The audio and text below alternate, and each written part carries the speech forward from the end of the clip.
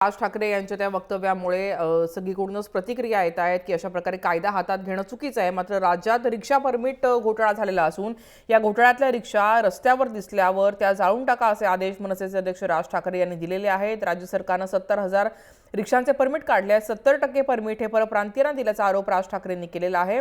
राहुल बजाज यांच्या रिक्षांचा लॉट तयार आहे। या रिक्षा झटपट विकल्या जाव्यात यासाठी 70,000 नवे परमिट काढल्याचा दावा राज ठाकरेंनी केलेला आहे। राज ठाकरे यांच्याच या वक्तव्यावर धनंजय मुंडे यांची प्रतिक्रिया येते, पाहूया ते काय म्हणतात। त्यामुळे आज शिवसेना राज्यातल्या सत्तेत अर्धी वाटेकरी आहे।